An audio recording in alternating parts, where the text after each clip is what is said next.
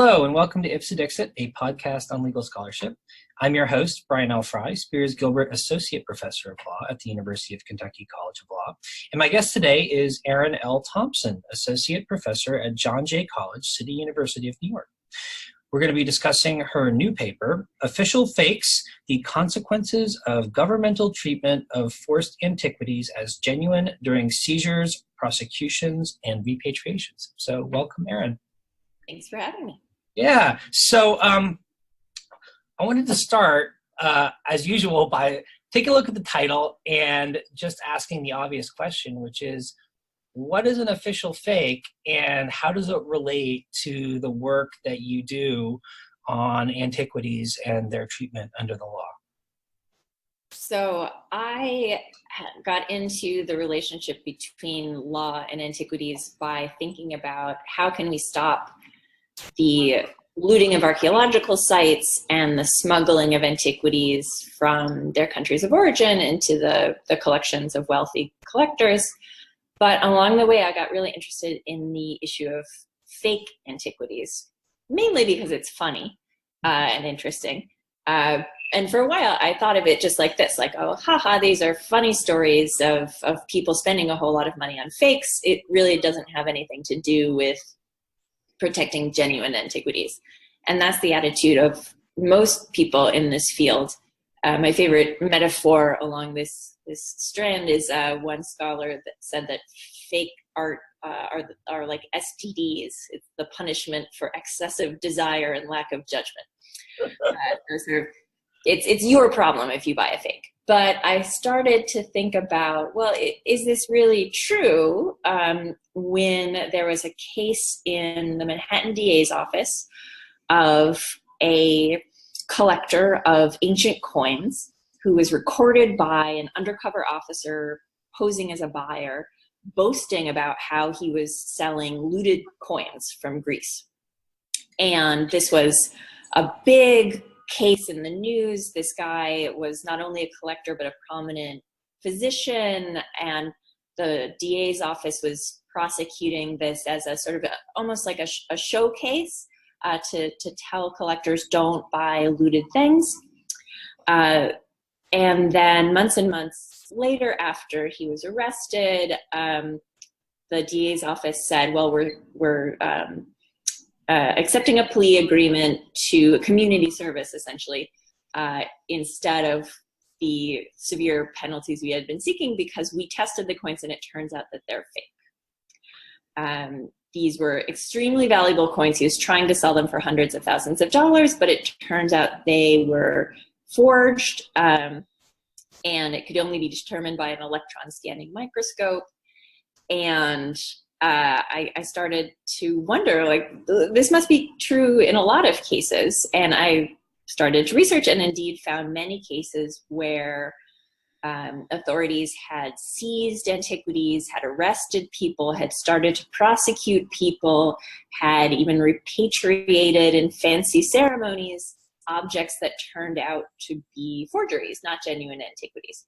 So this is the category of objects I decided to call, quote unquote, official fakes, because they are fake antiquities, but instead of being disregarded, people spend a lot of time and money trying to treat them like genuine antiquities. How common are official fakes? Like, how frequent is it that people buy or trade in antiquities that they believe to be genuine, but turn out ultimately not to be?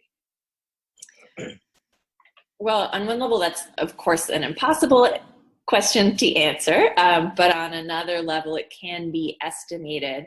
I would say my most definite answer is that it's a surprisingly high percentage of antiquities for sale are either fake or so heavily restored or pastiched together out of pieces of genuine antiquities that they might as well be.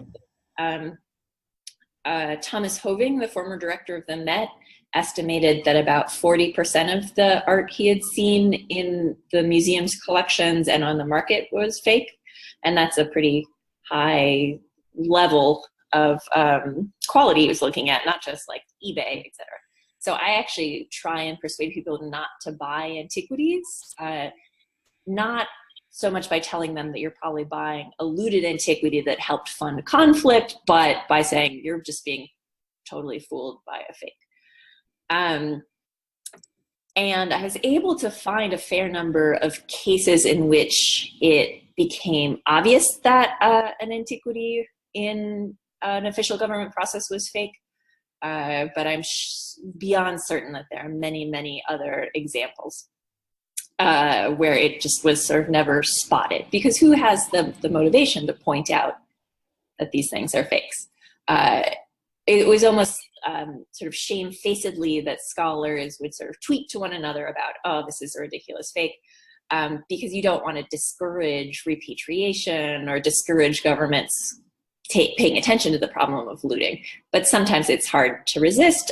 There's one very publicized handover from the US government to the Iraqi government of antiquities seized during a raid in an ISIS leader's house in Syria. And among perfectly genuine coins and et cetera, there's a tiny little statue sitting on the table in this big press conference. And someone on Twitter pointed out, well, look, that's a tourist tchotchke replica of the bust of Nefertiti. So that is definitely not a genuine antiquity that you are solemnly handing over to these Iraqi curators as like, look, I've given you back your cultural heritage. Aren't I wonderful?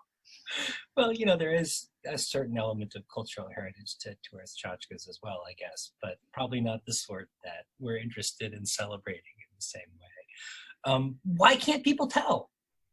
I mean, why would anyone buy a fake antiquity? I mean, why can't they look at the stuff and realize? I mean, these are sophisticated people, collectors, curators, museums, etc. How does this happen? Oh, you would be surprised at how few questions people ask, because the incentives are all aligned to move fast and not ask questions. First of all, there are large categories of ancient objects that simply can't be tested for their authenticity. Stone is old. It's old in the quarry. It's old in the statue. We don't have any reliable scientific means of telling when the stone statue is carved. Keep that in mind the next time you go to a museum and realize that the entire Greco-Roman galleries are stone statues and not, say, wood, which could be dated, or metal, which the alloys can be analyzed, et cetera, et cetera. So some things can't we don't know unless we find them in archaeological excavations. Other things can be tested, but it's expensive. So who's going to pay $2,500 to test an antiquity that they bought for $1,000? Nobody. And then other things, people just don't ask questions. Since antiquity selling began, actually, dealers have been very good at discouraging buyers from asking questions. I wrote a book called Possession: The Curious History of Private Collectors about the private collecting of Greek and Roman antiquities. And there's all these great, even 18th century letters between British collectors and dealers of Roman antiquities saying, like, you gotta move quick or else this is gonna go away. So there's not time for testing. And this results in ridiculous things, not just, by the way, in antiquities. The Knoedler Gallery case of a few years ago, where a gallery in New York was selling fake modern art, resulted in a number of ridiculous purchases, like people who paid multi-million dollars for a Jackson Pollock painting in which the name Pollock was misspelled in the signature. So people don't look very closely. And this, in some ways, I think, great, buy forgeries and don't worry about looting. But on the other hand, the very same lack of documentation, lack of questions, allow for both looted objects and forged objects to end up on the marketplace. Right. So in your paper, you sort of get into some of the unanticipated problems that seem to arise as a consequence of the surprising prevalence of these unrecognized fake antiquities. And I was wondering if you could talk a little bit about what some of those consequences are and why you think they're such a problem. Well, I wrote this paper really to try and make more lawyers and legal scholars think this was a cool area of questions to ask, because I think there are a number of different ways in which policy could change that could help us decrease the number of looted antiquities on the market. So one thing that I'm asking in the paper is, well, what should be our reaction to the idea that there are looted antiquities in the official government processes? Should we really decrease the level of charges for someone who's selling an antiquity thinking that it's looted, but it turns out that it's just a fake? Should we penalize the selling of fakes, or would that have an impossible to realize distinction in there between what's a fake, what's a replica, what's a tribute, what's a tourist tchotchke, et cetera, et cetera. And I think the question is also interesting in terms of repatriation. So there have been a number of cases in which some ridiculously fake object is handed over to another country. Is that something that scholars should say is ridiculous, or do we realize that repatriations are political acts which often have very little to do with the art? So how are people punished in the context of the trade in fake antiquities? I mean, what happens is the prosecution or the actual punishment different? And if so, is it different because of the law or just because it's embarrassing for prosecutors to pursue people for having been swindled? Again, a question that's hard to answer. One, because it differs around the world. So in some jurisdictions, making fakes is itself illegal, but in very, very few jurisdictions, because of this problem of how do you differentiate between copying for other purposes versus forgery. In the US, forging an artwork is not itself an illegal act. It's the all the other stuff you do around the forgery, the creating fake documents to try and show that a painting is real, making fraudulent statements when selling it. Often forgers get busted on things like not paying taxes, because if you're unscrupulous enough to be making fake art, you're probably not rigorously filing your taxes. So that's sort of how we've treated it, just dropping entirely the problem of forgery for prosecuting related acts. And I think this isn't good enough for antiquities, because what has been happening is just people get an object confiscated and then are free to try again. There's not, I couldn't find any cases of criminal penalties in the US being applied. It's just sort of a gamble that you take. So, wow, that's really, that's kind of funny and weird. But why, I mean, one thing I think is really worth touching on is, why is it that it's not illegal to make fake antiquities? I mean, how can that be, right?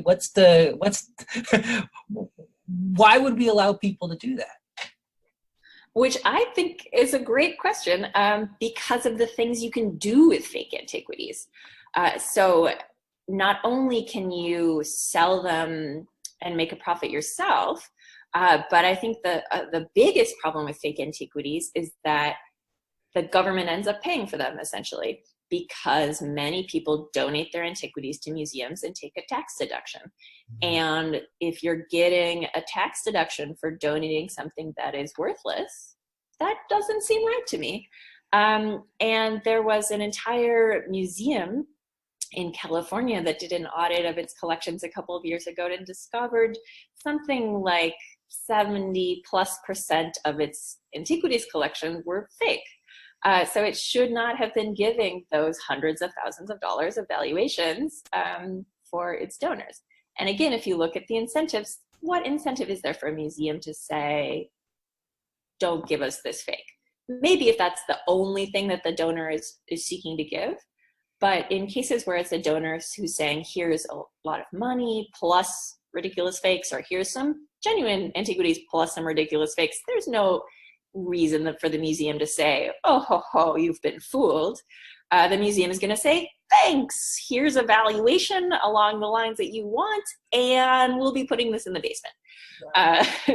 Or sometimes I think we'll be putting it on display and maybe taking it down after you die. But in the meantime, this fake is falsely educating lots of students, members of the public, is infecting scholarship to sound overdramatic, but is causing a lot of problems with tax deductions. I've written another paper in the past, my most boringly wonky paper, arguing that the IRS should value at zero unprovenanced antiquities in order to not incentivize the purchasing of looted antiquities that are more rightfully owned by another country. And I think this is along the same lines, that we want to encourage the donation to museums only of things that belong in the museums, namely legally owned, genuine artifacts. Are there legitimate reasons for creating fake antiquities as well, or is the entire market or the entire kind of production of these kinds of objects just totally illegitimate in its entirety? I think there are genuine reasons for creating copies, appreciations of antiquities, namely to fill a desire that people genuinely have for being connected with the past, and to do so in a way that doesn't encourage the purchase of looted antiquities. So if you want to touch something, you want to decorate your home with something, let that thing be a reproduction rather than something that was dug out of the ground. I think, for example, 3D printing technology has really interesting ramifications for filling people's desire to be connected with the past without doing so in a way that destroys the past. Yeah, so one thing that was interesting to me in your paper as well is the way you kind of engage a little bit on an angle with the traditional ways that people talk about the illicit trade in antiquities and how we as scholars and how law enforcement should approach it. I was wondering if you could just like amplify that a little bit, because I thought your sort of perspective there was interesting, and I like the way you use this kind of market in fake antiquities and collectors' concern for their pocketbooks as a way of thinking about engaging with and hopefully reducing this kind of illegal activity. Engaging on an angle sounds like a summary for all of my scholarly work. Because I'm coming from this very weird perspective. I have a PhD in art history and a JD, which is a little bit ridiculous, too much school. But I'm trying to use that perspective to come up with more realistic ways of solving problems. Archaeologists have been worried about the looting of antiquities for 40 plus years, and for 40 plus years have been wagging their fingers at collectors and saying, don't buy looted antiquities. And this has had no effect, essentially. So I'm trying to think about incentives. What are the carrots you can use, or the sticks that people actually want to avoid for their own sake, rather than just sort of concealing their activity? Because if you outlaw things that people want to do, people will find a way to do those things. You have to find different ways to make those things less attractive, or to make other things more attractive. And that's what I'm trying to do. And so other than some of the tax-based approaches you've suggested, which I think are actually great and might actually have a really significant effect, given that even after the recent tax changes, I think for sort of the high income taxpayers, these kinds of deduction related issues are still pretty salient. Are there other ways you think the government could intervene in this market, or maybe academics or kind of people in the museum community could engage in this market and make kind of policy changes that might create the kinds of incentives you're talking I think people should talk more about how many fakes are on the marketplace. It's a little bit mysterious to me that people downplay this.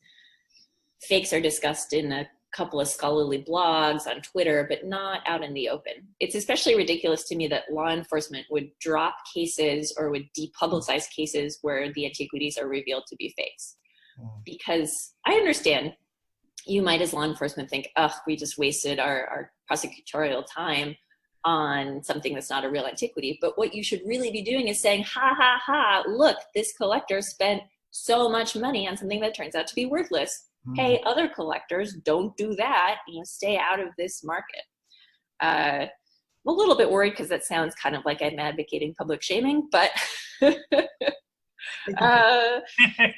think you have to make a social impact. You have to change the idea of what people think that they're doing when they're buying something that looks like an antiquity. Right. So that sounds like a way of changing the narrative from a law enforcement perspective, and effectively to say, the way you can stamp out this trade is actually by hitting people in their pride and also explaining to them how likely they are to be fleeced, because, so many people think they're so astute and don't realize how easy it is for them to actually be fooled.